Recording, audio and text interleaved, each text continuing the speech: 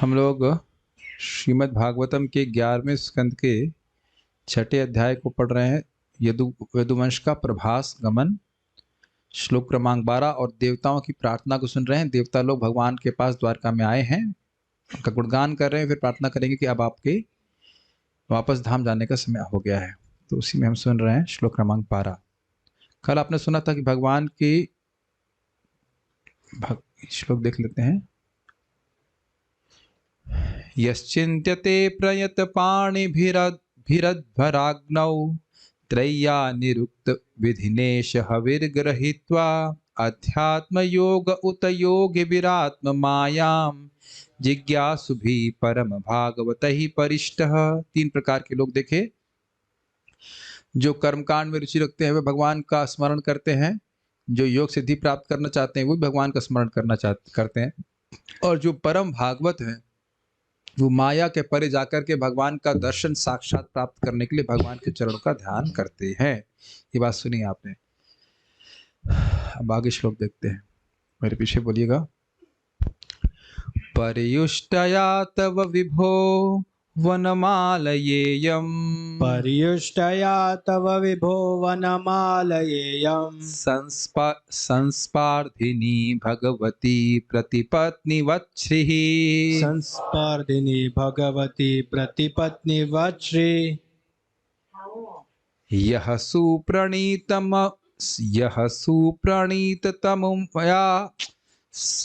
सुप्रणीतममुयार्हणमाददन्नो, यः सुप्रणीतममुयार्हणमाददन्नो, भूयात् सदाङ्घ्रिरशुभाशय धूमकेतुः, भूयात् सदाङ्घ्रिरशुभाशय धूमकेतुः। पर्युष्टया तव विभो वनमालयेयम्, पर्युष्टया तव विभो वनमालयेयम्,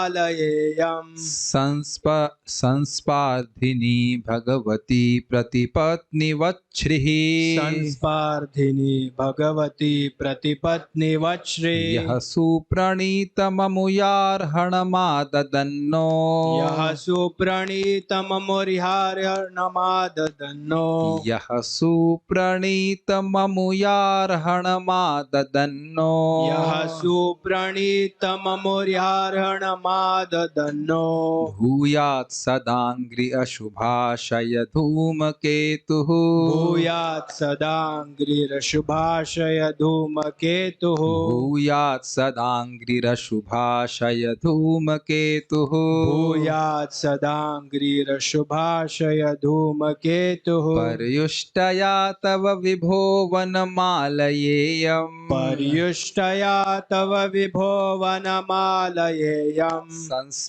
संस्पार्धिनी भगवती प्रतिपत्निवत्श्रीः, संस्पार्धिनी भगवती प्रतिपत्निवत्श्री। यः सुप्रणीतममुयार्हणमाददन्नो, यः सुप्रणीतममुयार्हणमाददन्नो, भूयात् सदाङ्घ्रिरशुभाशय धूमकेतुः, भूयात् सदाङ्घ्रिरशुभाशय धूमकेतुः। तो यहाँ पे देवता लोग भगवान से विनोद कर रहे हैं, कह रहे हैं कि हम आपको माला पहनाएंगे। हमारी माला तो मुरझा रही है और आपके वक्षस्थल पे लक्ष्मी जी निवास करती हैं, तो जहाँ लक्ष्मी निवास कर रही हैं वहाँ पे एक और माला स्त्रीलिंग में, तो एक और माला चढ़ा दी जाए तो दूसरी स्त्री आ गई ना, इसलिए कह रहे हैं प्रति पत्नी। तो लक्ष्मी जी यद्यपि आपके वक्षस्थल पे हैं फिर भी वह संस्पर्धा नहीं करेंगे हमारी अर्पित माला से, यद्यपि माला मुरझाई हुई है। ऐसा मजाक कर रहे हैं भगवान से। हे सर्वशक्तिमान, आप अपने सेवकों के प्रति इतने दयालु हैं कि आपने उस मुरझाई हुई बासी फूल माला को स्वीकार कर लिया है जिसे हमने आपके वक्षस्थल पर चढ़ाया था। चूंकि लक्ष्य ये याद आ रहा है कि स्वर्ग के फूलों की हार से भगवान को ढक दिया था, याद रखिएगा, और स्वर्ग के फूल मुरझाते नहीं हैं। लेकिन विनोद में ऐसा वो बोल रहे हैं, भगवान को देवता लोग क्या मुरझाए हुए फूलों की माला अर्पित करेंगे? यहाँ तो मतलब इंसान लोग भी ऐसा नहीं करते हैं, प्रॉपर डिवोटी है तो नहीं करेंगे ऐसा। ये विनोद ने बोला, क्योंकि लक्ष्मी देवी आपके दिव्य वक्षस्थल पर वास करती हैं, इसलिए निसंदेह वे हमारी भेंटों को ईर्षा करेंगी हाँ, ईर्षा नहीं करेंगी तो मजाक नहीं बनता, ईर्षा करेंगी। इसलिए निसंदेह वे हमारी भेंटों को उसी स्थान पर अर्पित करते देखकर उसी तरह ईर्षा करेंगी। ईर्षा करेंगी तो विनोद होगा, ईर्षा करेंगी जिस तरह एक सौत करती है। मैं थोड़ा गलत बोल गया, ईर्षा नहीं करेंगी तो विनोद नहीं होगा, जरूर लक्ष्मी जी से ईर्षा करेगी। कुछ नहीं समझ आ रहा को विनोद। फिर भी आप इतने दयालु हैं कि आप अपनी नित्य संगनी लक्ष्मी देवी की परवाह न करते हुए हमारे भेंट को सर्वोत्तम पूजा मानकर ग्रहण करते हैं। हे दयाल प्रभु, आपके चरण कमल हमारे हृदयों की अशुभ कामनाओं को भस्म करने के लिए प्रज्वलित अग्नि का कार्य करें। फिर वही बात आ रही है, भगवान के चरण कमल हृदय को शुद्ध करने वाले। तात्पर्य भगवत गीता में कहा गया है, पत्रम पुष्पम फलम तोयम यो में भक्त्या प्रयच्छति तदहम भक्ति उपहृतम अश्नामि प्रयतात्मनः। भगवान कृष्ण अपने प्रिय भक्त द्वारा चढ़ाई गई तुच्छ से तुच्छ भेंट को कृतज्ञता से तथा प्रसन्नता पूर्वक स्वीकार करते हैं। भगवान कृष्ण अपने शुद्ध भक्तों के प्रेम द्वारा उसी तरह से जीते जाते हैं जिस तरह अपनी प्रिय संतान द्वारा दी गई तुच्छ से तुच्छ भेंट से पिता जीत लिया जाता है।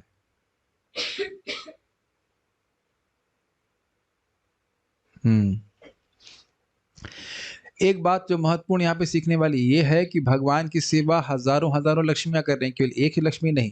तो जब भक्त देता है तो उसकी भावना हमेशा नम्रता की होनी चाहिए। आज भी सुबह प्रसाद देते समय बात आ रही थी कि गोपियों के हृदय में थोड़ा सा गर्व आ गया तो भगवान को ये अच्छा नहीं लगा। तो प्रभुपाद वहां पे कृष्ण भक्त पढ़ रहे थे तो वहां उस बात को समझाते हैं, भगवान को अपने भक्त के हृदय में गर्व बिल्कुल अच्छा नहीं लगता। अगर हृदय में हमारी सेवाओं के लिए हमारे गर्व आ जाता है तो भगवान जानबूझ करके ऐसा लगता है कि उस भक्त की उपेक्षा करते रहे ताकि वो नम्र हो जाए। नम्रता ये भगवत प्रेम का, भगवत प्रेम ही नम्रता है, नम्रता भगवत प्रेम है। तो यहाँ पे जो श्लोक भक्तों ने कोट किया है बड़ा अच्छा है, पत्रम पुष्पम फलम तोयम। पत्र पुष्प फल और जल जो अगर भक्ति से दिया जाए तो भक्ति करता आप समझ रहे हैं, भक्तिया मतलब नम्रता से कि भगवान मेरे पास क्या है, जो कुछ भी है आपने दिया है, आपकी प्रसन्नता के लिए आपके सामने लेके आया हूं, आप इस प्रकार से इसे स्वीकार करें। क्या यही देवताओं का भाव आप देख रहे हैं? क्या देवता लोग बासी फूल की माला दिए थे? स्वर्ग से लेके आए थे और प्रचुर मात्रा में लेके आते। अब देख लीजिए, थोड़ा आशय समझ रहे हैं। मान लीजिए, कभी मान के लीजिए होता ही है, कभी कभी हम लोग किसी मंदिर में जा रहे होते हैं, सोचते हैं मंदिर के बाहर जो फूल की माला होगी वहीं खरीद के दे देंगे। लेकिन अगर आप अपने घर से माला बना के ला रहे हैं तो कोई विशेष प्रेम नहीं हो जाएगा? वो बताइए, अंतर हो गया कि नहीं? हम लोग ध्यान नहीं देते इस बात को। वो स्वर्ग के देवता कहते हैं कि चलो यहीं पृथ्वी पर जा रहे हैं, वहीं द्वारका से कुछ फूल तोड़ करके हम अर्पित कर देंगे, हाँ, या कुछ खरीद लेंगे, बनी बनाई माला खरीद लेंगे, हाँ ये भी हो सकता है। ये विचार नहीं किया हम, लेकिन कितने प्रेम से स्वर्ग की सुंदर सुंदर फूल की मालाओं को गुंथ करके या जैसे व्यवस्था बना करके ले करके आए। एक विशेष प्रेम है कि नहीं? प्रभुपाद जी कहा करते थे कि कोई व्यक्ति अपने ही बागान से, अपने ही द्वारा उगाए गए पेड़ से जो फूल है उसे चुन करके माला बना के देता है कृष्ण को, तो ये विशेष प्रेम है। किसी को भी देता है तो विशेष प्रेम है, और भगवान को देता है तो विशेष प्रेम है ही। तो आप ये देख रहे हैं भक्त्या प्रयच्छति का अर्थ क्या हुआ? ये हमेशा ध्यान रखिएगा, चाहे आप अपना नाम संकीर्तन अर्पित कर रहे हैं, चाहे भगवान को श्रवण अर्पित कर रहे हैं, किसी भी सेवा में भक्त्या अर्थात नम्रता बहुत महत्वपूर्ण है। जिस प्रकार से देता है, तद हम भक्ति उपहृतम अश्नामि प्रयतात्मना। इस प्रकार से भक्ति भावना से उपहार जो वस्तु अर्पित की जाती है उसको मैं खाता हूं। पत्र को भी खाते हैं, पत्ते को भी खाते हैं। और वहां प्रभुपाद जी कहते हैं विशेष रूप से तुलसी का पत्र, तुलसी का पत्र कृष्ण को बहुत प्रिय है। ऐसे तो साग भी इसमें आ जाएगा, लेकिन तुलसी बहुत प्रिय, तो तुलसी भगवान को अर्पित करना चाहिए। पुष्पम, पुष्प को भी खाते हैं। देखिए, अब ऐसा नहीं कि पुष्प को सूंघते हैं, जिघ्रामी नहीं लिखा हुआ है, अश्नामी लिखा है। अश्नामी चारों से लगेगा। पत्रम अश्नामी, पुष्पम अश्नामी, फलम अश्नामी, तोयम अश्नामी। तोयम मतलब जल। अश्नामी का अर्थ है न सिर्फ केवल खाते हैं, बल्कि आस्वादन करते हैं। आप हर बार कुछ खाते हो तो क्या उसका आस्वादन भी करते हैं? जैसे आप कुछ भी कहिए, एकादशी की कूटू के बीच की खिचड़ी कोई बहुत आस्वादनीय वस्तु नहीं है। I don't want to criticize, but लेकिन क्या कर सकते हैं भाई, अन्न नहीं खा सकते हैं तो कुछ तो खाना है। और साबु साबु समा राइस की खिचड़ी भी बहुत विशेष अच्छी बनती नहीं, उसमें मिलावट होती है। तो कूटू बीच खिचड़ी बची अब, जिसमें मिलावट नहीं है, तो कोई बहुत उत्साहित तो नहीं होते हैं हम लोग लेने के लिए। भूख लग रही है तो खा लेते हैं। तो कोई निंदा नहीं है, जो सच बात है तो सच। हम भी खुद ही चार्ज ही हैं, उसका निंदा क्या करेंगे? उसके क्या कर सकते हैं, और कुछ है ही नहीं। क्यों भाई, समझ में आ रही बात? हर चीज खाते हैं, जरूरी इसको आस्वादन करते हैं, लेकिन कृष्ण इतने अभिभूत हो जाते हैं, देखो मेरा भक्त मेरे लिए कुछ लेके आया है। और कैसा भक्त? प्रयतात्मना। इसका बहुत सुंदर अर्थ दिया गया। प्रयतात्मना का अर्थ है बहुत साफ सफाई से बनाता है। जानता है कि कृष्ण को गंदी जगह बनी हुई वस्तु पसंद नहीं आती। ये नहीं किया, स्नान भी नहीं किया, ऐसे गच मच उठा। और बहुत जगह आजकल बुरा मत मानेंगे, बहुत सारे हमने सुना है माता जी लोग ऐसे उठेंगे बिना स्नान के ही रसोई में चले जाते हैं। मैं नहीं कह रहा हूँ कि आप लोग जाते हैं, मैं बोल रहा हूँ कुछ लोग ऐसा करते हैं। आप तो जाते ही नहीं। ठीक है, मैं बोल रहा हूँ कि ये आवश्यक है कि व्यक्ति समझे कि मैं भगवान के लिए कुछ करने जा रहा हूँ। तो ये पार्ट ऑफ द प्रोसेस है। साफ सुथरा रहना, अच्छे से बनाना, और उसको चखना नहीं, ये सब बातें होती हैं। तो इस प्रकार से कृष्ण को देना है, कृष्ण को देना है, इस प्रकार से भावना से व्यक्ति देता है तो भगवान स्वीकार करते हैं। इट्स नॉट सिंपली रिचुअल की रखो थाली बजाओ ताली। ये हमने सुना है भक्तों से। हमने सुना है भक्त बोले भोग लगाने में क्या दिक्कत है, रखो ताली बजाओ ताली, हो गया। 3 बार ताली बजाई, हटा दी। सुना आपने ये कविता सुनी? रखो रखो थाली हटाओ, नहीं, बजाओ ताली हटाओ थाली। हाँ, ये था। एक 3 बार बजा दीजिए, होता ना, जब प्रसाद भोग लग गया तो 3 बार ताली बजाया, तो बस थाली रखी, उसके बाद ताली बजाई, हो गया, खाना देख लिया, नेक्स्ट। जैसे फैक्ट्री में होता है ना, एक के बाद एक बैच के बैच निकल रहा है। तो ये नहीं, हमारे पास तो समय नहीं। सबसे ज्यादा अच्छा है व्यक्ति अपने हाथ से भगवान को भोग बना करके अर्पित करे, ग्रहण करे। सबसे अच्छी बात है। हम लोग के पास इतना समय नहीं रहता। ये अपनी कहते हैं आलसीपन को छुपाने के लिए बोल रहा हूँ मैं। ऐसा नहीं कि समय होता तो मैं बनाने लग जाता, लेकिन हाँ, मेरे मन में वो आ ही रहा था राघव पंडित प्रभु के बारे में, लेकिन अब इतना समय नहीं। लेकिन बहुत कितने वो मनोयोग से भगवान के लिए लाते। उसका ही सुन लेते कि नारियल बहुत अच्छा है, तो पैदल पैदल कई किलोमीटर जाते, नारियल, सुंदर सुंदर नारियल लेके आते भगवान को देने के लिए। जी हाँ, 20 किलोमीटर पैदल जाते, सुंदर सुंदर नारियल लेके आते, बड़े अच्छे, और भगवान को अर्पित करते।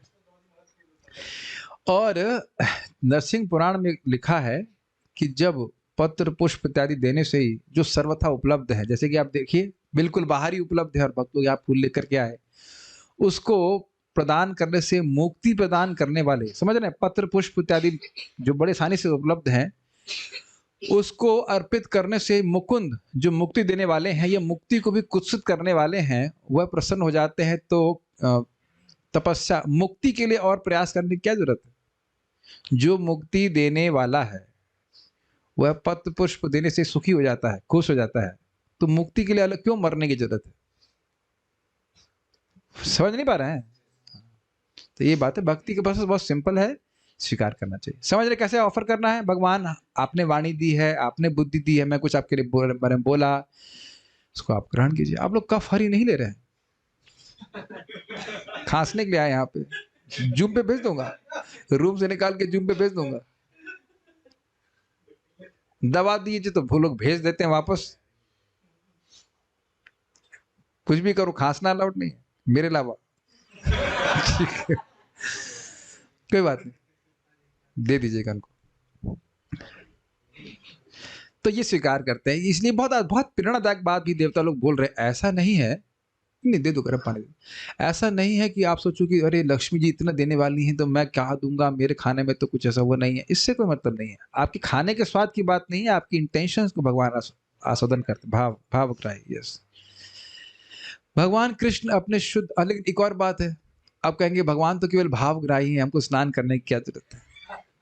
तुरंत तो शबरी बन जा रहे हैं सब लोग। और शबरी स्नान नहीं करनी थी क्या? हाँ, तो ये सब चीजें समझनी चाहिए। भगवान कृष्ण अपने शुद्ध मुझे इस पे हंसी आ रही है, बहुत हंसी आ रही है। सलोरा गांव में वहाँ का एक बाबा सुबह सुबह चाय लाया, शालिग्राम अंदर है, और चाय को ऐसे उंगली से निकाला, छिड़क रहा, छिड़क के भोग लगा रहा है। एक तो भोग लगा रहा है चाय का, और दूसरा दूसरा अभिषेक कर रहा है, वो भी हाथ से। कहीं शालिग्राम मूड बन गया, पी गए चाय तो क्या हो जाएगा, दूर से ऑफर कर रहे हैं। ये है भक्ति उनकी। ये चाय अर्पित की जाती है कि शालिग्राम को। देख रहे हैं भारत में कितना ज्ञान है, वो भी वाकई शालिग्राम है वहां पे, 4-4 शालिग्राम। शालिग्राम कैसे सहन कर रहे हैं भगवान जाने। सर्वस्य चायम हृदय सन्निविष्ट, सभी के हृदय में चाय पीने की इच्छा। ये सब नहीं, अशुद्ध वस्तु भगवान को नहीं दी जानी चाहिए। अच्छा, एक और एंगल भी है। भगवान ये सब बातें बोल रहे हैं तो क्या मतलब है? अगर कोई कहे कि आपको क्या पसंद है, कहे मुझे इडली डोसा पसंद है, तो अगर आप उसको वटेवर रोटी सब्जी देंगे तो संतुष्ट नहीं होगा। ये हमने देखा। परम पूज्य वृंदावन चंद महाराज एक व्यक्ति के घर में गए, भक्त घर में गए, हमारे सामने की बात है, और भक्त बड़े प्रेम से बनाए थे, लिट्टी चोखा ये वो सब बनाए, और महाराज के ये क्या बना दिए हैं आप? अब हम ये नहीं कह रहे कि लिट्टी चोखा भगवान को अर्पित नहीं हो सकता, लेकिन महाराज को ये सब पसंद नहीं है। महाराज को केवल रोटी सब्जी पसंद है, तो अगली बार फिर रोटी सब्जी बनाई। समझ पा रहे हैं बात? परम पूज्य राधा गोविंद महाराज बोले कि एक बार हमको बोला गया कि भाई पिज्जा खाएंगे, तो महाराज बोले कोई पीने की वस्तु होगी तो ले आइए। तो ये क्या पिज्जा? कहते नहीं, ये सन्यासी खाने की वस्तु नहीं, हम नहीं खाएंगे, हम तो रोटी सब्जी खाते हैं, रोटी वो भी सूखी। समझ रहे हैं? कहने का आशय यह है कि जब जिसको आप प्रेम करते हो उसको वो वस्तु दोगे जो जिससे अच्छी लगे। आपको नहीं पता तो वो बोल रहा है, तो भगवान बोल रहे हैं पत्रम पुष्पम फलम तो यम। और ये भक्त का प्रेम है कि जो भगवान बोल रहे हैं वो वस्तु अर्पित करता है। तुलसी जी प्रिय है, तुलसी जी रख के भोग लगाओ। ये बहुत इंपॉर्टेंट बात है। हम खाली ये बोल रहे हैं कि देखिए, देवताओं को सकाम भक्त करके आप टरका नहीं सकते हैं। बड़े प्रेम से भगवान की सेवा कर रहे हो। वो कृष्ण को देखने की दिदृक्षा बहुत इच्छुक है, तो वो कह रहे हैं कि हमारी माला को आप स्वीकार करेंगे। भगवान कृष्ण अपने शुद्ध भक्तों के प्रेम द्वारा उसी तरह जीत ली जाते हैं जिस तरह अपनी प्रिय संतान द्वारा दी गई तुच्छ से तुच्छ भेंट से पिता जीत लिया जाता है। अध्यात्मवादी जब तक देहात्म बुद्धि को पूरी तरह त्याग नहीं देता, तब तक वह भगवान की ऐसी प्रेममय भेंट चढ़ा नहीं सकता। वस्तुतः ऐसा व्यक्ति भगवान से अपने संबंध का अनुभव ही नहीं करेगा, वो तो अपना ही परिवार और अपने ही फंसा रहेगा। ये बात रहती है। कोई बात नहीं, लेकिन हम ये नहीं बोल रहे हैं कि गृहस्थ लोग भगवान को प्रेम नहीं कर सकते, ऐसा बोल रहा है क्या? ऐसा नहीं बोल रहा है। जो देहात्म बुद्धि को फंसा हुआ व्यक्ति, उसकी बात कर रहा है। कृष्ण को ध्यान योग उतना प्रिय नहीं है जितना कि भक्ति योग, क्योंकि ध्यान में योगी योग शक्ति प्राप्त करके अपनी तुष्टि करने का प्रयास करता है, भगवान की नहीं। समझ पा रहे हैं? भगवान को ध्यान कर रहा है, लेकिन भगवान की सेवा की भावना उसमें नहीं है। इसी तरह भगवान से भौतिक लाभ प्राप्त करने की इच्छा से सामान्य लोग मंदिरों, मस्जिदों तथा गिरजाघरों में ईश्वर को पूजते हैं, किंतु जो व्यक्ति वास्तविक आध्यात्मिक सिद्धि चाहता है, उसे सदैव भगवान की महिमा का कीर्तन एवं श्रवण करने के लिए प्रोत्साहित करना चाहिए। समझ में आ गया? आध्यात्मिक सिद्धि तो समझ रहे हैं, भगवत प्रेम। ऐसा भक्तिमय उत्साह भगवत प्रेम से प्रेरित होता है और किसी भी स्वार्थपूर्ण आशा से रहित होता है। स्पष्ट है, भगवान इतने दयालु हैं कि वे अपनी नित्य संगनी लक्ष्मी को भी भूल जाते हैं और अपने दीन भक्त को वरीयता प्रदान करते हैं। जिस तरह, उदाहरण देखिए, कोई व्यक्ति अपनी पत्नी के प्रेमालिंगन की उपेक्षा करते हुए पास आ रहे अपने प्रिय पुत्र की भेंट को स्वीकार करता है। कितना सुंदर उदाहरण दिया गया है। यद्यपि पत्नी के साथ हो, लेकिन एकदम से बच्चा आ जाए तो वात्सल्य का गुण है ना, इस जगत में भी देखा जाता है। अपने बच्चे को उठा लेता है, आलिंगन करता है, गोद में ले लेता है कि नहीं? मान लो बच्चा लॉलीपॉप लेके आ रहा है, पापा पापा पापा लॉलीपॉप, तो अब देखेंगे तुरंत वो पति से पिता बन जाते हैं। Does that make sense? ये बात बोल रहे हैं। तब कहेंगे इतने बड़े बड़े देवता को भगवान, वो भी भगवान के सामने पुत्र के समान है। हाँ, इसी पे बात याद आ रही है। चैतन्य महाप्रभु सनातन गोस्वामी हरदास ठाकुर जी को कहते हैं कि आप लोग मेरे बच्चे के समान हैं। मुझे कोई कुछ भी कहे, मुझे कोई, मैं तो उसको महत्व नहीं देता, लेकिन आप दोनों मेरे बालक के समान हैं। हरिदास ठाकुर और सनातन गोस्वामी को बोलते हैं। सनातन गोस्वामी जी सोच रहे थे कि मेरे शरीर में फोड़े हैं, महाप्रभु आकर आलिंगन करते हैं, मेरा पस शरीर का उनको लग जाता है, कितनी खराब बात है। तो वहां महाप्रभु कहते हैं आप दोनों मेरे बच्चे के समान हैं। और बच्चे का मलमूत्र भी लगा रहता है तो माँ उसको उठाने में या स्पर्श करने में कोई घिन का अनुभव नहीं करती। इस प्रकार से महाप्रभु समझा रहे थे, मुझे बड़ा टचिंग लगी थी वो बात। तो इसी प्रकार से यद्यपि बड़े बड़े देवता हैं, लेकिन भगवान उनको अपने बेटे के समान ही, छोटे बेटे के समान ही मान रहे हैं, इसलिए उनकी अर्पित की हुई माला को स्वीकार करेंगे। अगर आपको याद हो, सबको पता भी है ये बात, लेकिन प्रसंग में बहुत स्पष्ट है कि सुदामा ब्राह्मण ने जो क्या तो चावल थे, क्या थे, फ्लैट मूढ़ी जब चीड़ा मूढ़ी दी थी, तो भगवान कह रहे हैं ऐसा प्रसाद तो मैंने कभी द्वारका में नहीं खाया। ऐसे रुक्मिणी माता को खाना बनाना नहीं आता। अब वो क्या खाना बनाती होंगी उसको तो कल्पना भी आप नहीं कर सकते। लेकिन देखिए वो सुदामा गठरी नहीं खोल रहे थे। गठरी क्यों नहीं खोल रहे थे? ऐसी वस्तु में, इतनी निम्न वस्तु में कृष्ण को कैसे दे सकता हूं? बस यही बात पकड़ लीजिए। अगर हमारे हृदय में यही आ जाए कि मैं इतना निम्न हूं, मैं ये कैसे कृष्ण को दे सकता? देंगे तो आप कृष्ण को ही। ऐसा नहीं कि गजब हैरान हूं ब्रह्मन, कैसे हैरान तो तुमको कैसे रिझाऊं मैं, ऐसा नहीं है, ऐसा नहीं है। लेकिन भाव ये रहना चाहिए, we should really aspire for that mood. नम्रता का मतलब आप डिप्रेस नहीं हो, बट हमेशा यही भावना रहे कि मैं तो अयोग्य हूं कृष्ण की सेवा करने के लिए, लेकिन कृष्ण कृपालु है। ये बात, ये नहीं कि आप डिप्रेस हो जाए, ये नहीं कि हम सेवा नहीं करना बंद कर दे, ऐसा नहीं है। But that mood is very attractive. Click कर रहा है वो मूड, हम कोई भी सेवा कर रहे हैं तो ना, मैं एटीट्यूड कि भाई हम वो महान नहीं है, अरे बस अब ये मिल जाए ना हम लोग को, बस भक्ति में सब कुछ बहुत आसान हो जाए। वैसे देखिए, भक्ति करने से अपने आप नम्रता आती भी है, ऐसी बात नहीं कि नहीं आती, क्योंकि वस्तुतः आत्मा का गुण ही नम्र है। ये मिथ्यांकार तो झूठा है। तो ये उदाहरण आपको समझ में आ गया। पत्नी के साथ रहते हुए भी छोटे बच्चे को देख करके उसके प्रति वात्सल्य का अनुभव पिता करता है तो उसको गोद में ले लेता है। श्रील जीव गोस्वामी इंगित करते हैं कि भगवान द्वारा पहनी हुई माला कभी मुरझा नहीं सकती, ठीक है, क्योंकि भगवान की सारी साज सामग्री नित्य तथा ऐश्वर्यमयी है। इसी तरह लक्ष्मी जी में भौतिक ईर्षा भाव के उदय होने की कोई संभावना नहीं रहती, क्योंकि वह भी भगवान कृष्ण की ही तरह दिव्य हैं। इसलिए देवताओं के वचनों को प्रगाढ़ भगवत प्रेम से प्रेरित विनोद मानना चाहिए। ये विनोद भगवान से कर रहे हैं कि जरूर लक्ष्मी जी हम इस माला हमसे ईर्षा करेंगी, क्योंकि माला हमने अर्पित करी और वही स्थान पे कही जहाँ लक्ष्मी जी रहती हैं। देवताओं को लक्ष्मी का और इस तरह भगवान कृष्ण का संरक्षण प्राप्त रहता है। समझ में आ गया? देवता हमेशा ही ऐश्वर्यशाली रहते हैं क्योंकि भगवान के शरणागत हैं, इसलिए लक्ष्मी जी की कृपा दृष्टि हमेशा उन पर रहती है। तो इसलिए लक्ष्मी जी का देवताओं से ईर्षा करने का कोई प्रश्न ही नहीं होता। और भगवान तथा उनकी संगनी के प्रति अपने प्रेम संबंध पर अटूट विश्वास होने से ही वे इस तरह का विनोद कर रहे हैं। इतनी बड़ी बात कह दाना, वो भी द्वारका में, वो भी भगवान कृष्ण के सामने, और वहाँ वो भी मतलब रुक्मिणी यानी लक्ष्मी जी के बारे में ये कहना, तो ये विनोद ही है। और सब पब्लिक में बोल रहे हैं, शिव जी हैं, ब्रह्मा जी हैं, सभी लोग इस प्रकार से बोल रहे हैं। तो भगवान इस विनोद को ठीक है, ओके लेकिन मुस्कुरा करके सहन नहीं, स्वीकार कर ले रहे हैं। ठीक है, आप लोग महसूस कर रहे होंगे कि श्लोक में तात्पर्य बड़े सुंदर सुंदर लिखे गए हैं, बड़े स्वीट हैं। नेक्स्ट श्लोक देखिए। केतुस्त्रिविक्रमयुतस्त्रिपताको केतुस्त्रिविक्रमयुतस्त्रिपतत्पताको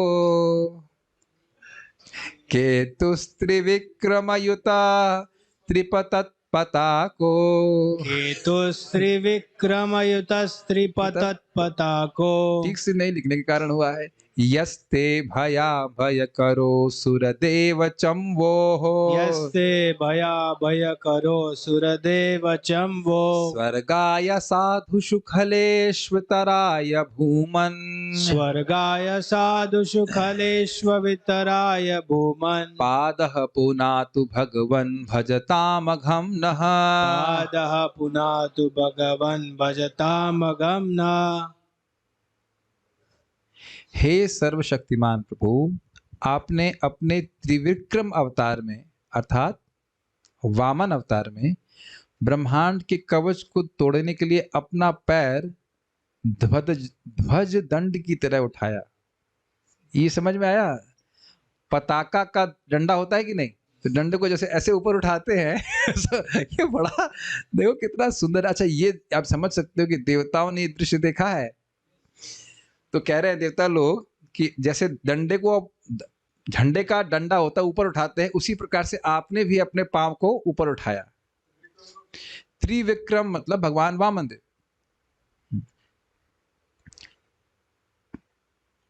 त्रिविक्रम शब्द की उत्पत्ति क्या है? क्रम, विक्रम, त्रिविक्रम। क्रम मतलब पदन्यास, पद, पहले क्रम समझ लो। क्रम समझते हैं, एक के बाद एक पद उठाना, उसको क्रम कहते हैं। विक्रम मतलब विशेष क्रम, और त्रिविक्रम मतलब 3 क्रम ने लिए थे। ये अर्थ है त्रिविक्रम का, अर्थात उरुक्रम, त्रिविक्रम इसी तरह से लेते हैं। तो यहाँ पे त्रिविक्रम अर्थात अवतार मतलब भगवान वामन को। तो पैर ध्वज दंड की तरह उठाया। ध्वज दंड समझ गए ना, झंडे का ऐसे ऊपर उठाते तैसे भगवान ने अपना पांव उठाया और पवित्र गंगा को 3 शाखाओं में तीनों लोकों में से होकर विजय ध्वजा की भांति बहने दिया।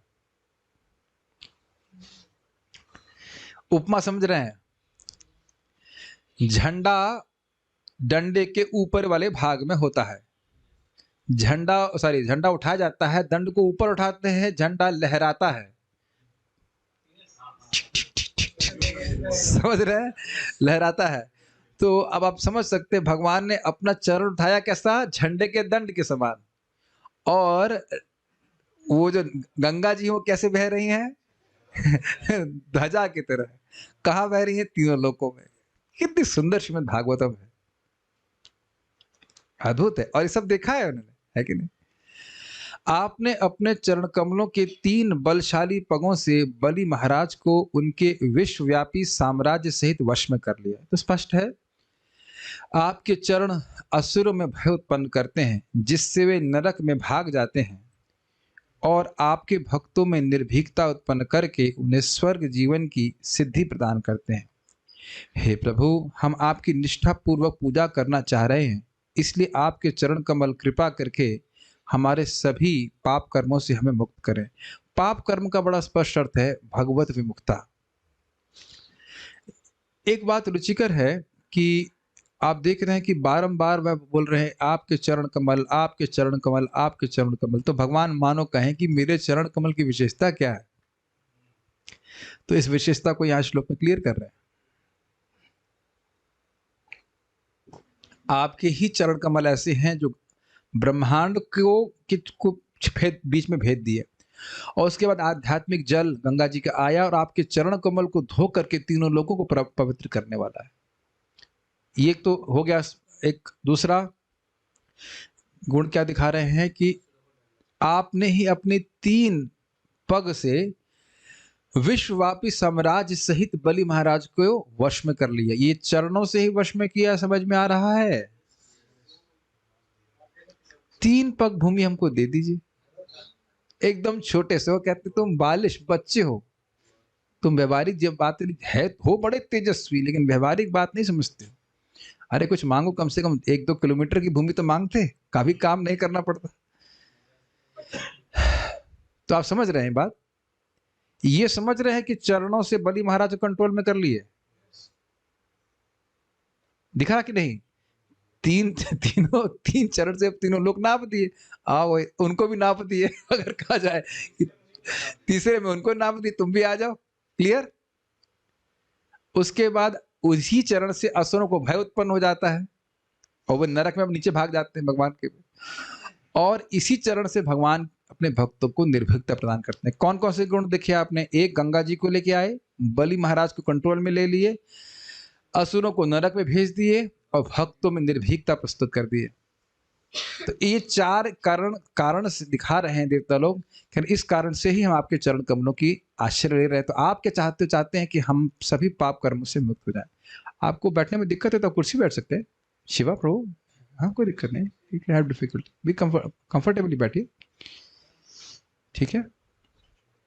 ओके, तात्पर्य जैसा कि 8वें स्कंद में वर्णन हुआ है, देखिए यही होता है, पहले आप लोग सोचा करते होंगे ना प्रार्थना, ये प्रार्थना क्यों आ गई यहाँ पे, स्टोरी लाइन में प्रेयर लाइन कैसे आ गई। बहुत पहले अगर आप भागवत पढ़ते होंगे तो हमारा तो ऐसे मतलब ये प्रार्थना बीच में क्यों आ गई। अब देख रहे हैं कि प्रार्थना कितनी सुंदर है कि नहीं, एक एक प्रार्थना। तात्पर्य जैसे कि 8वें स्कंद में वर्णन हुआ है, बलि महाराज द्वारा बलपूर्वक ग्रहण किए गए साम्राज्य को छीनकर देवताओं को देने के लिए भगवान कृष्ण ने सुंदर बौने ब्राह्मण अर्थात वामन रूप धारण किया और अपना पांव ब्रह्मांड की बाहरी सीमाओं की ओर बढ़ाया। जब भगवान के पांव से ब्रह्मांड की खोल में छेद हो गया तो उसमें से गंगा नदी का जल बह निकला। यह दृश्य ऐसा लग रहा था मानो कोई उठा हुआ दंड हो जिसमें विजय ध्वज फहरा रहा। उठा हुआ दंड क्या था? भगवान का चरण। अच्छा, एक और बात आप सोच सकते हैं, ये हम लोग कभी ध्यान नहीं दिए। देखिए, भगवान बलि महाराज के लोक में है, स्वर्ग में, और ये छेद कहाँ है? ब्रह्मांड के एकदम ऊपरी भाग में। भगवान यहीं खड़े हैं। अब समझ में आया? My dear Zoom devotees, are you still awake? Give me a rod kind of thing. Okay, give me this mic stand. एक रॉड उधर है क्या साइड में? एक रॉड है वहां पे? हाँ, ये देखिए। I want to demonstrate this. Yes. Somewhat, some kind of rod. Okay, give me something. So this is my sannyas dand. Anyhow, तो ये समझ गए। देखिए ये रॉड है, तो वामन देव यहाँ बैठे हुए हैं, इस तरह सोचिए। अब कोई रॉड होती तो उसको, ये आपका रॉड है, उसके ऊपर वाले भाग में ध्वजा मान लीजिए, तो इसको ऐसे ऊपर उठाया जाता है। तो जो उठाने वाला है वो नीचे बैठा हुआ है, रॉड को ऊपर उठा रहा है। अब समझ में आ रहा है?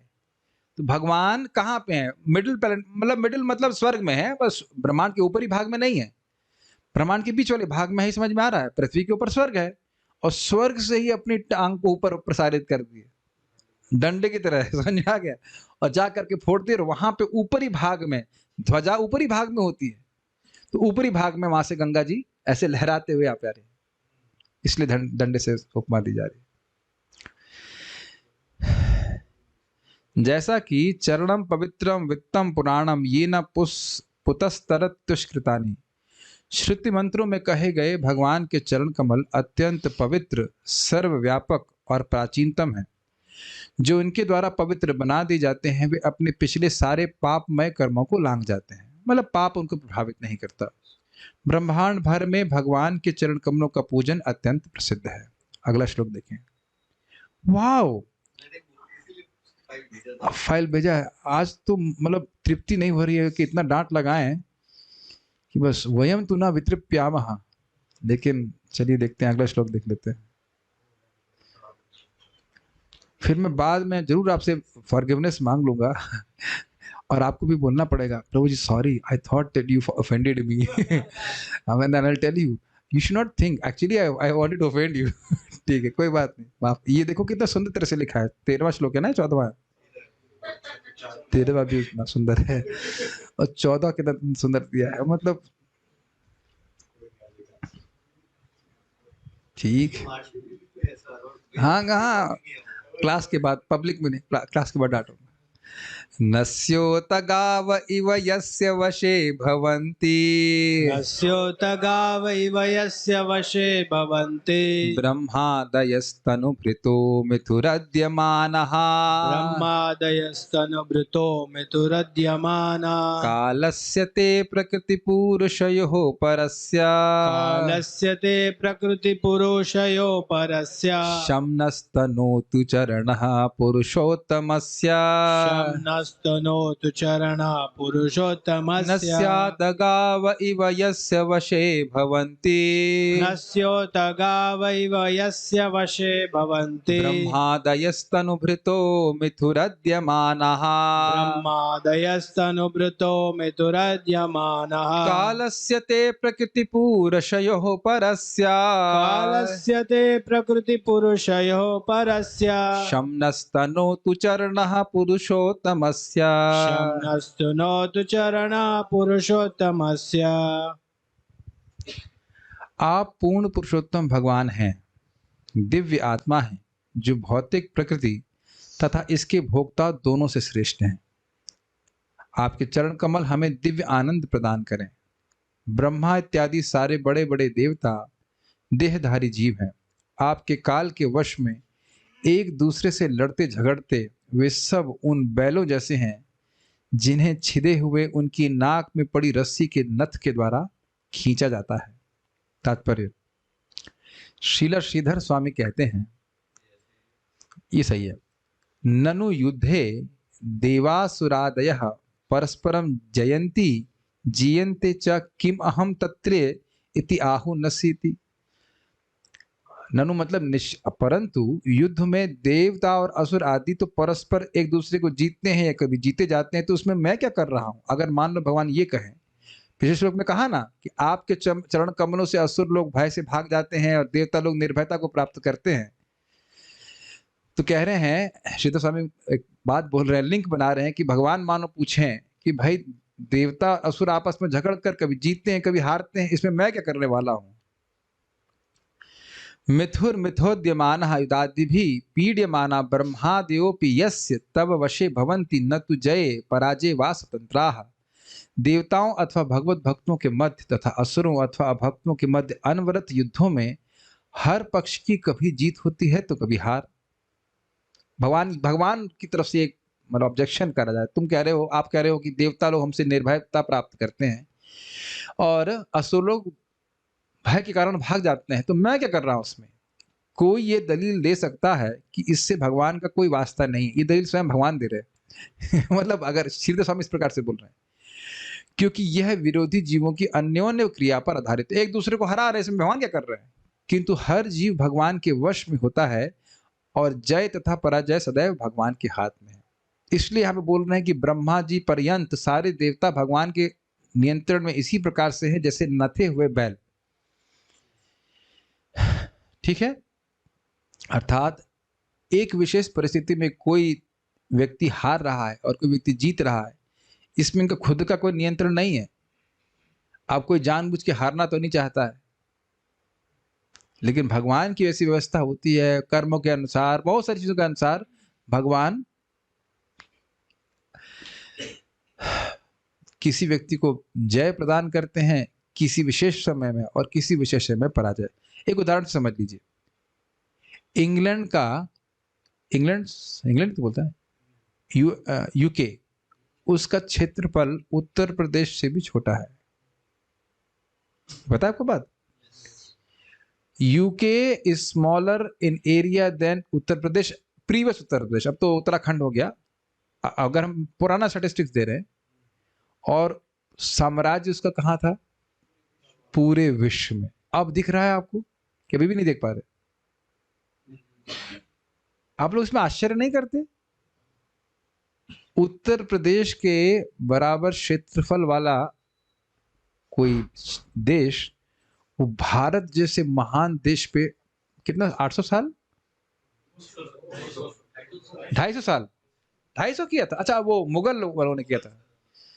250 साल राज्य किया, और ऐसा नहीं था कि यहाँ के राजाओं के पास कम शक्ति थी। ये मत सोचिएगा, राजा बहुत प्रबल थे। सिकंदर को उड़ा दिया था, कुछ नहीं कर पाया सिकंदर। मगध के राजा कितने शक्तिशाली थे। तो आप कहेंगे आपस में फूट थी, ये थे, वो सब भगवान की व्यवस्था है। आप कुछ भी बोलिए, ये आप प्रत्यक्ष देख रहे हैं कि इनके बीच में झगड़ा हुआ, ये हुआ कारण से, कुछ भी कारण, लेकिन है भगवान की ही व्यवस्था। और इसी कारण से वो बोला करते थे, sun never sets in the British empire. इसका अर्थ समझ रहे हैं? कहीं ना कहीं जहां सूर्य उदित हो रहा है वहां पे ब्रिटिश एम्पायर का राज्य है। प्रभुपाद जी इसमें बड़ा कटाक्ष किए जब वो इंग्लैंड गए, कहे कि it is said that sun never sets in British empire but why it does not rises in England. समझ में आया? वहां सूरज उगता नहीं तो ठंड रहती थी हमेशा। never it never sets in the British Empire but it never rises in England। ऐसे वो बोल रहे थे। तब बात का विनोद भी अद्भुत है। क्या उत्तर देंगे बताइए? सूर्य कंट्रोल कर लेंगे। तो आप देख रहे हैं कि इस प्रकार से जय और पराजय रहती है। ठीक है, इससे जीव की स्वतंत्र इच्छा का विरोध नहीं होता, क्योंकि जय तथा पराजय जीवों की योग्यता के अनुसार भगवान द्वारा प्रदान किए जाते हैं। ये समझ में आया? जैसे छोटा सा उदाहरण लीजिए, देवता लोग भी हारे हैं असुरों से। क्यों हारे हैं? अपने ही गुरु के प्रति द्रोह कर दिए। द्रोह कर लीजिए मतलब अवमानना की। और इधर बलि महाराज शुक्राचार्य जी के एकदम चरणों में लोटे रहते थे। तो अब वहां पे स्पष्ट बोला गया है कि वह ब्रह्म तेज से युक्त होकर के आए। तो ब्रह्म और क्या नाम उनका, नहीं देवताओं के गुरु जी का नाम क्या है? बृहस्पति बोले। एक्चुअली इससे पहले भी बलि महाराज मार दिए गए थे युद्ध में, आपको पता है? शुक्राचार्य जी उनको दोबारा जन्म दिए तो कहा कि ये मेरा जीवन अब शुक्राचार्य जी के लिए ही समर्पित है। उन्हें दोबारा जीवन दिया है, ये पता होना चाहिए। बलि महाराज मार गए थे और शुक्राचार्य जी फिर अमृत पिलाकर उनको जिला दिए थे। तो बड़े निष्ठा से वो सेवा किए थे। तो जब वह अपनी सेना लेकर के आए तो बड़े ही तेजस्वी लग रहे थे। तो पहले ही बृहस्पति मना कर दी कि इनके पास ये ब्रह्म तेज है, तुम इसका निराकरण नहीं कर सकते, तुम इसका प्रतिरोध नहीं कर सकते। ये अपने गुरु से तेज लेकर के आया है, ब्रह्म तेज है, तुम्हारे देवताओं के पास क्षमता नहीं है। क्यों? मान लो इंद्र पूछते कि हमारे पास ब्रह्म तेज क्यों नहीं, हमारे पास ब्राह्मण तो है। तो अपमान किए थे। आप जानते हैं कि बृहस्पति आए थे और गुरु का अपमान करते, गुरु का सम्मान नहीं किए तो उठे नहीं थे। इस प्रकार से कानूनी युद्ध में तो आप समझ रहे हैं, कोई व्यक्ति का कर्म है उसके अनुसार भगवान व्यवस्था करते हैं। क्या इस कर्म अनुसार उसको जीतना चाहिए, नहीं जीतना चाहिए, लेकिन कंट्रोल में सब कुछ भगवान के ही है। कानूनी युद्ध में कानूनी प्रणाली को छोड़कर स्वतंत्र रूप से ना तो मुद्दई ना मुदालिह कार्य कर सकता है। मतलब दो पार्टी आपस में झगड़ा कर रहे हैं या ये भी मतलब कोर्ट केस चल रहा है, तो लोग स्वतंत्र नहीं है। यदि जो निर्णय कर रहे, जो व्यक्ति निर्णय करेगा वह उनके केस के हिसाब से करेगा। उनके पास शक्ति नहीं कि वो निर्णय कर देंगे। क्लियर है? दोनों लोग कंट्रोल में है कि नहीं? न्यायालय में जय तथा पराजय का निर्णय न्यायाधीश द्वारा दिया जाता है, किंतु यह न्यायाधीश निष्पक्ष भाव से कानून के अनुसार निर्णय देता है। ये समझ में आ रहा है? भगवान किसी को जय पराजय दे रहे हैं तो कर्म के नियम के अनुसार दे रहे हैं, वह कर्म के नियम में बंधे नहीं है। और इस कारण से जब आप भगवान की भक्ति करते हो तो वो कर्म के अनुसार आपको नहीं देते। इसी तरह ईश्वर हमें हमारे पूर्व कर्मों के फल प्रदान करते हैं। भक्ति की बात नहीं हो रही। ईश्वर को नकारने के लिए भौतिकतावादी प्रायः यह तर्क देते हैं कि प्रायः निर्दोष लोग कष्ट भोगते हैं, जबकि अपवित्र धूर्त लोग जीवन का आनंद भोगते हैं। किंतु तथ्य यह है कि ईश्वर कोई वैसे मूर्ख नहीं है जिस तरह की ऐसे तर्क प्रस्तुत करने वाले भौतिकतावादी व्यक्ति होते हैं। ईश्वर हमारे कई पूर्व जन्मों को देख सकते हैं, इसलिए वे किसी को न केवल वर्तमान कर्मों का फल भोगने देते हैं अपितु पूर्व कर्मों के फल को भी भोगने देते हैं। उदाहरणार्थ, कठिन परिश्रम करके मनुष्य धन का संग्रह कर सकता है, किंतु यदि ऐसा धनी व्यक्ति अपना काम छोड़कर निम्न जीवन व्यतीत करने लगता है तो उसका धन तुरंत ही लुप्त नहीं होता। पहले पूरा पढ़ लेता हूं फिर समझा दूंगा। दूसरी ओर ऐसा व्यक्ति जिसके भाग्य में धनी बनना है, वह अनुशासन तथा तप के साथ कठोर परिश्रम करता रह सकता है, फिर भी वह पाई पाई का मोहताज हो सकता है। इसलिए ऊपर से देखने पर कठिन परिश्रम करने वाला व्यक्ति धनहीन के रूप में और आलसी व्यक्ति धनवान दिख सकता है। ये थोड़ा समझने का प्रयास कीजिए। जिसने बहुत पहले कोई पुण्य किया है, पहले बहुत पुण्य किया है, अब पुण्य को फलीभूत होने में थोड़ा समय लगता है।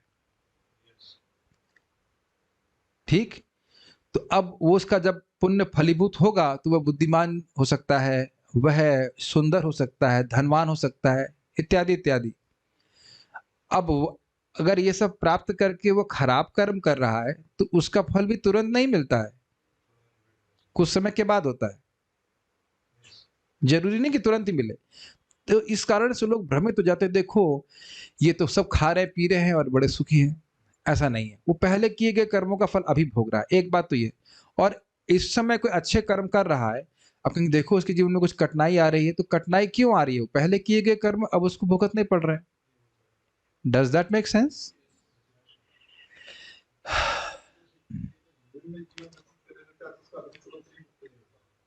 हम्म, उसका दंड, हाँ तो यही बोल रहा हूं ना, जिसने बहुत पहले पुण्य किया है अब वो उसको प्राप्त हो रहा है। तो ऐसा तो अगर मान लो वो कुछ भी नहीं कर रहा है, कोई पुण्य नहीं कर रहा है, तो अब उसको उसके पुण्य पहले के कारण वो तो भी चल रहे हैं ना। अरे मैं अब खूब जम के खा लूं आज, तो कल अगर मैं नहीं भी खाऊंगा कुछ दिन तो चल जाएगा ना। वैसे मेरे लिए नहीं चाहिए चले होता नहीं, लेकिन एक उदाहरण दिया जाता है। अब हम लोग कैसे समझाते हैं इसको, साइलो समझते हैं, साइलो। अरे आप समझ रहे हो लेकिन सबने नहीं देखा है। चलिए मैं दिखाता हूँ उसको। ये एक बर्तन है, इसको साइलो की तरह समझिए। इसमें नीचे लगा दीजिए नल और ऊपर से सामान डालना, ये तो समझ में आ रहा है। ऊपर से पीना अलाउड नहीं है ठीक है, तो ऊपर से आप जल डाल रहे हैं, भरा हुआ है। जल नहीं लीजिएगा, मतलब कुछ मतलब वस्तु डाली हुई है। मान लीजिए आपने यहां तक इसमें गेहूं भरे हुए हैं, गेहूं का ड्रम होता है ना, गेहूं भरा हुआ है। उसके बाद अपने चावल भरे हुए हैं, उसके बाद आपने कुछ और वस्तु भरी हुई, जौ भरा है मान लीजिए। तो अब आप नीचे से खोलेंगे तो सबसे पहले जौ निकलेगा ना, पहले गेहूं निकलेगा, कुछ समझ रहे हैं, फिर चावल निकलेगा, फिर मतलब ये एक मोटा उदाहरण दिया जा रहा है। तो जो पहले किया कर्म है वो अभी फलीभूत हो रहा है। अब ये सब जरूरी नहीं है, हो सकता है भगवान की भक्ति प्राप्त हो तो सब कुछ कर्म ध्वस्त होकर भक्ति शुरू हो जाए, हो सकता है, क्या हो ही जाता है। लेकिन जनरली कर्म का सिद्धांत ये है कि जो पहला किया कर्म अब फलीभूत हो रहा है। अब कितने कर्म है, कौन से कहाँ है, वो सब भगवान व्यवस्था करते हैं। हाँ, अनादि सिद्धम अनंतम चेत, अनादिकाल से कर्म बंधन चल रहा है और अनंत कर्म है। तो कौन सा कर्म अब कब फलीभूत होगा उस पर हमारा कंट्रोल नहीं है, काफी भयावह स्थिति है।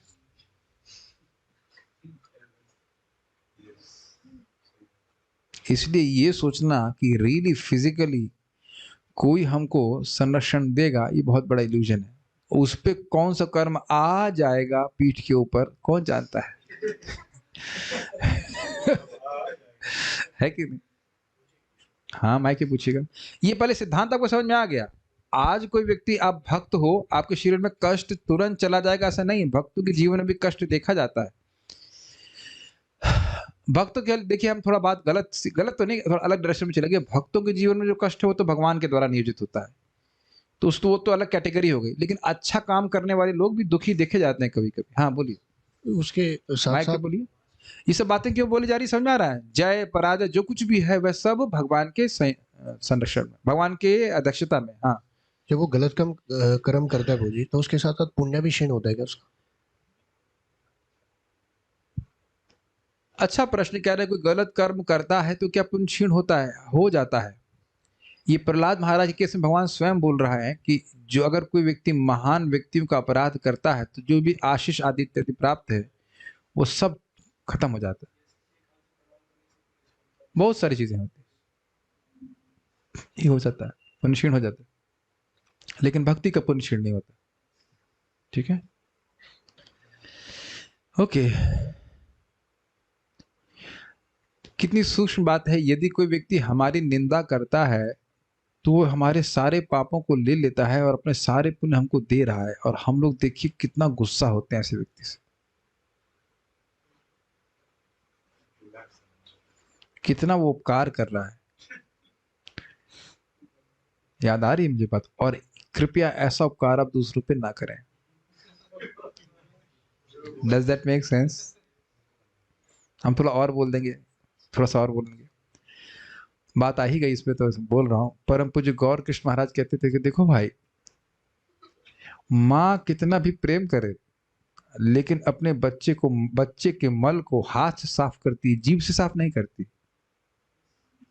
लेकिन जो व्यक्ति दूसरे की निंदा कर रहा है वह अपने जीव से उसके मल को साफ कर रहा है। काफी रिलेशेबल है। Is it not? सुअर की योनि याद आ रही होगी। जब मल बड़ा अच्छा लगता था। महाराज, हमारे गुरु महाराज वैसे बहुत सारे उदाहरण देते, कहते हैं somehow I like these examples।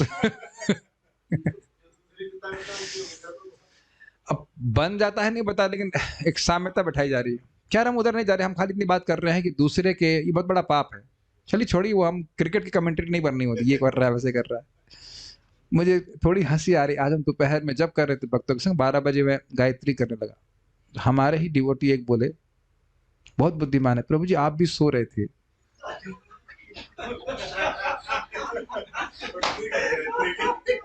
हमने कहा I was doing Gayatri ma'am. अच्छा गायत्री मैम, अब होठ नहीं हिलते हैं, तो आप देख रहे हैं कि कैसे लोग निंदा करते हैं। अरे अपने टीचर की निंदा कर रहे हो। अगर मैं चुटकी ऐसे से ले रहा तो समझ में आता, केवल वाणी से हम चुप। अब देख रहे हैं कि क्या लेवल है हमारा फॉल्ट फाइंडिंग का। ना जानते हुए कि गायत्री का प्रथम दीक्षा हो, दूसरी। मुझे गुस्सा इस बात पे आ रहा है कि पहले सोचना चाहिए कि क्या बोल रहे हैं। यस, आचमन भी किया था। आचमन कर सो रहा, कुछ पता नहीं कि क्या कर रहा है व्यक्ति, और हम इधर से सोचना चालू करते हैं, देखो प्रभु जी सबको बोलते हैं जब मैं सोने के लिए खुद ही सो रहे हैं। बहुत खतरा है कि सोच, ये मैं इसलिए बोल रहा हूँ, मेरे प्रति किया तो चलो कोई बात नहीं, लेकिन यही मैंने जो सोच रहा मेरे प्रति करेंगे तो फिर अन्य लोगों के प्रति आप क्या किस तरह का बर्ताव करेंगे। Be very careful what you are thinking, what you are doing, what you are expressing. समझ रहे हैं? मैं बोल रहा था, मैं सोच रहा था इस बात को मैं क्लास में जरूर बताऊंगा। सोच क्या आया था कि किस प्रकार से हम लोग अपने मन से सोच लेते हैं व्यक्ति सो रहा है तो या कुछ भी और कुछ कार्य गलत कर रहा है। इसे कहते हैं attributional faults, attributional fault finding. Fault है ही नहीं, सोच सोच करके इसमें लगा रहे हैं। ठीक है, ये हम सब लोग करते हैं, ऐसा नहीं कि उन्होंने किया, हम सब लोग करते हैं। बिना कुछ सोचे समझे व्यक्ति पे आरोप कर देते हैं, ये ऐसा कर रहा है वैसा कर रहा है। थोड़ा विचार कर लेना चाहिए। इस सब का बड़ा प्रभाव पड़ता है भाई। हम खाली, खैर थोड़ा हम डिफ्लेक्ट कर गए, हम बात खाली ये बोल रहे हैं कि आज जो व्यक्ति कर रहा है, व्यक्ति सोचेगा कुछ प्रभाव नहीं पड़ रहा, लेकिन आगे उसका बहुत बड़ा प्रभाव पड़ता है। ओके, तो इसलिए हर व्यक्ति को सतर्क रहना चाहिए, वो गलत कर्म नहीं करे। हम लोग स्वतंत्र नहीं हैं। भगवान he makes sure that action has a reaction। बस ये शायद बोलना सफिशिएंट है। कृष्णा मेक श्योर दैट जो कर्म किए हैं उसका फल मिले जरूर। अगर हम थोड़ा नेगेटिव वे में बोले, और भक्ति कर रहे हैं तो फल प्राप्त होगा ही भक्ति का। ही विल मेक श्योर कि भक्ति का फल प्राप्त हो, इसलिए घबराने की बात नहीं है, लेकिन ध्यान देना चाहिए कि हम क्या कर्म कर रहे हैं। भगवान तो टाइप करेंगे कि प्रभु जी आप भी सो रहे थे। आप टाइप करेंगे, अपने ही टीचर को टाइप करके बोलेंगे प्रभु जी आप सो रहे थे। और ये मैं इसलिए बोल रहा हूं कि हम भक्तों से बैठ के जब कर रहे हैं, कुछ कर रहे हैं, हमें नहीं, मेरा कर्तव्य, मैं तो कल से बोलना बंद कर दूंगा, जो सोना है उसका वीडियो ऑफ कर दूंगा। मेरा कर्तव्य है सिखाने का कि आप मत सोइए। नहीं तो मेरा तो जब डिस्टर्ब हो रहा ना, मेरा तो ए माता जी क्यों सो रही हो, ए माता जी क्यों सो रही हो, उतने में हरे कृष्ण मंत्र बोल लेता ना। बल्कि भक्तों का कर्तव्य तो ये है कि हम सोए नहीं ताकि प्रभु जी का जब डिस्टर्ब नहीं हो। Is it not? why our teacher has to correct us for the same point again and again every day? ये नालायकी हम क्यों करें? खुद ही वीडियो ऑफ करके सो जाए, वो ठीक है। अपने रूम की लाइट तो ऑफ ही खुद कर लेते हैं। ये तो बेशर्मी है ना, बुरा मत मानिए, बेशर्मी है। सबको डांटना नहीं पड़ता, आपको तो कभी नहीं डांटा मैंने। मैं खाली बोल रहा हूं एटीट्यूड, ये बहुत खतरनाक एटीट्यूड है।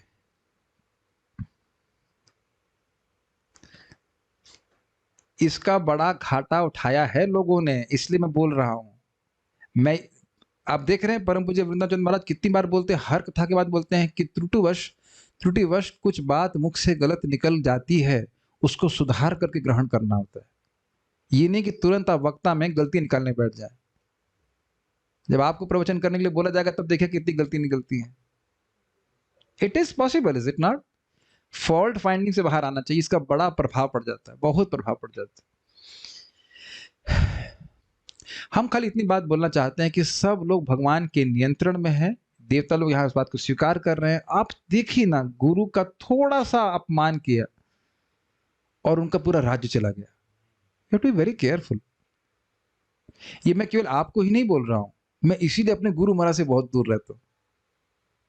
परम पूज्य वृंदावन चंद महाराज से बहुत दूर रहता हूँ। मेरे बहुत आदरणीय है, लेकिन मैं जरा सा पास गए तो अग्नि के पास जाना। जरा सी भी बुद्धि हो गई ना ये कि मर्त बुद्धि हो गई, बस हम बहुत नुकसान हो जाएगा, बहुत डेंजरस है। It's like going fire. अब क्योंकि देखिए मर्त स्वभाव रहता है, बुखार होगा तो क्या दवा नहीं खाएंगे?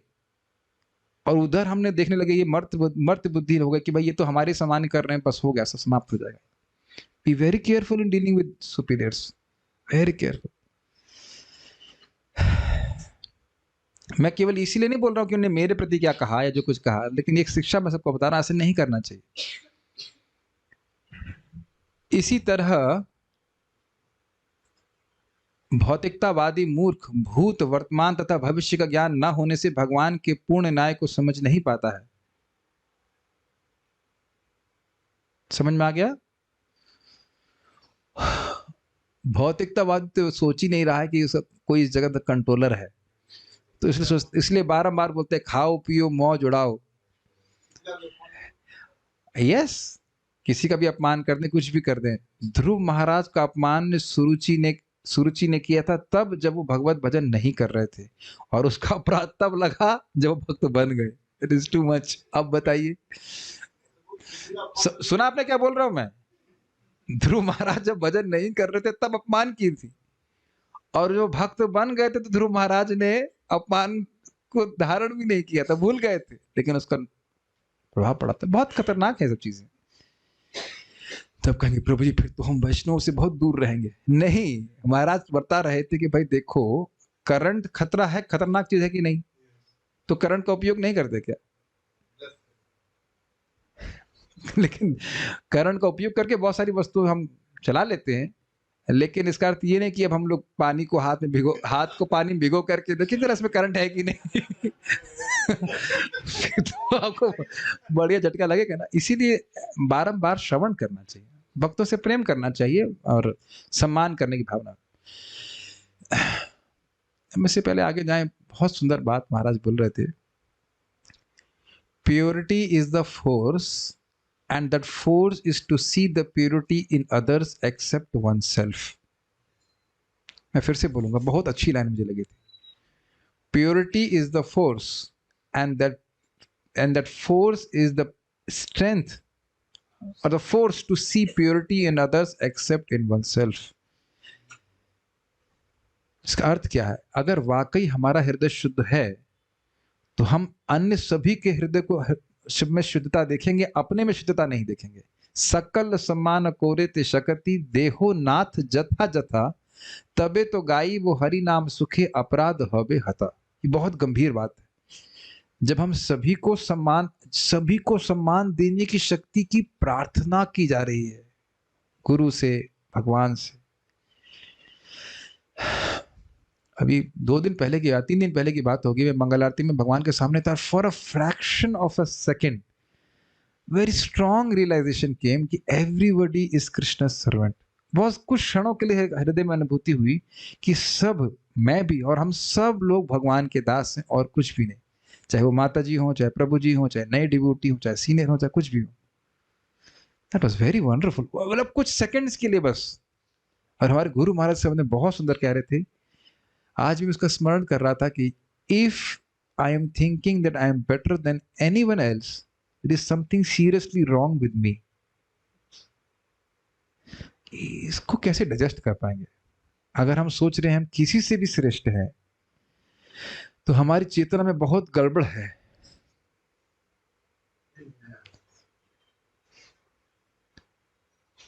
Quite amazing, is it not? है ना? एकदम सट करने वाला स्टेटमेंट है ना। काफी इंटरेस्टिंग है। कहाँ चली गई बात, मुझे बातें बोलनी थी, ऐसे कर लीजिए, बहुत अच्छी थी। हाँ, हम खाली बात ये बोल रहे थे कि ये जो भौतिकतावादी व्यक्ति सोच रहे हैं हमारा कोई कंट्रोलर नहीं है, हम बहुत श्रेष्ठ हैं, कौन देखेगा, हम कुछ भी गलत कर लेंगे, हमको कोई बोलने वाला नहीं है, ये सब बात है। अगर आपको अभी भी क्लियर नहीं हो रहा है तो आप रामचंद्र खान के पास चलिए जरा। रामचंद्र खान इतने महान थे, कोट एंड कोट, कि हरिदास ठाकुर जी का पतन कराने के लिए उनके पास वैश्या भेज दिए। मतलब वो सोच रहे हैं कि वो बच जाएंगे। वो सोच रहे बच जाएंगे, फिर भी दयाल निताई चैतन्य मोरे नाचे रामार मन, फिर भी नित्यानंद प्रभु के घर में गए दया करने के लिए। अगर वह नित्यानंद प्रभु की कृपा प्राप्त कर लेता, उनकी सेवा कर देता, उनके सारे द्वादश गोपाल, सोचिए द्वादश गोपाल गोलोक के पार्षद उनके घर में आए, और फिर भी वो बोला नालायक कि खुद नहीं गया, बाहर आंगन में नित्यानंद प्रभु बैठे हैं और अपने सेवक को भेज दिया कि श्रीपाद, बड़े स्टाइल से, श्रीपाद हमारा आसन, हमारा घर छोटा है आपके लिए, आप गायों के स्थान तबेले वहां पे रहिए अपने। तो नित्यानंद प्रभु कह के हाँ, ये स्थान तो मेरे लिए नहीं है, यहाँ तो गाय काटने वालों का स्थान है, इत्यादि इत्यादि। और कुछ ही दिनों बाद एक मुसलमान आया और इस प्रकार से उसके घर ही में गाय काटी, वो ब्राह्मण था, घर में गाय काटी और पूरे गांव को उजाड़ दिया। तो अब देख रहे हैं कि अगर महान व्यक्ति का अपराध हो गया तो तुरंत भी फल प्राप्त हो सकता है। तो क्यों सोच रहा था, अरे मेरे कौन देखने वाला है, अगला जन्म कहां सोच रहा था, वो कुछ नहीं सोच रहा था। हरिदास ठाकुर जी के प्रति कोई ऐसा कर रहे हैं, बताइएगा, सोचिए। इस श्लोक में कृष्ण की नियंत्रण शक्ति को बताने के लिए दिया गया उदाहरण उपयुक्त है। यद्यपि बैल अत्यंत शक्तिशाली, हाँ आगे के लिए जा रहा होता है, किंतु उसे उसकी बिंधी नाक में रस्सी डालकर आसानी से वश में किया जा सकता है। उदाहरण समझ में आया? यानी कि इस जगत में कोई कितना भी बड़ा शक्तिशाली व्यक्ति हो, नाक से बिंधा होता है, बिल्कुल जैसे नाक से बिंधा हुआ बैल कहीं और जा नहीं सकता, जिस दिशा में नाक को खींचा जाएगा वहीं जाएगा। उसी प्रकार से इस जगत का सबसे महान व्यक्ति भी भगवान के नियंत्रण। जैसे मैं उदाहरण दे रहा हूं, हिटलर बहुत शक्तिशाली व्यक्ति था, लेकिन जब भगवान ने शक्ति खींच ली तो एकदम उसने आत्महत्या करी जेल में, कोई जानता भी नहीं था उसको। देख रहे हैं सिकंदर किससे मर गया था, वो मलेरिया से, जहां तक मैं सुना मलेरिया से मर गया था। हाँ, एक मच्छर ने मार दिया। समझ गए? इसी तरह बड़े से बड़े राजनीतिज्ञ, विद्वान, देवता भी सर्वशक्तिमान भगवान द्वारा तुरंत असह्य स्थिति में डाले जा सकते हैं। इसलिए देवतागण द्वारका में अपनी व्यापक राजनीतिक तथा बौद्धिक शक्तियां प्रदर्शित करने नहीं, अपितु भगवान के चरण कमलों पर विनय पूर्वक शरण ग्रहण करने आए हैं। ये स्पष्ट समझ में आ रहा है? तो ये बात यहाँ पे हम रुकते हैं। कोई प्रश्न यहाँ पे किसी बात का है तो?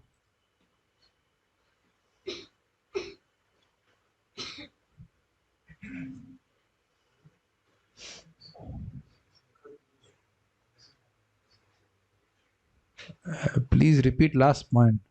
पता नहीं कौन सा लास्ट पॉइंट बोल रहे थे। Okay, so will stop here. Shrimad Bhagavatam की जय, श्रील प्रभुपाद की जय, ताई गौर प्रेमानंदे।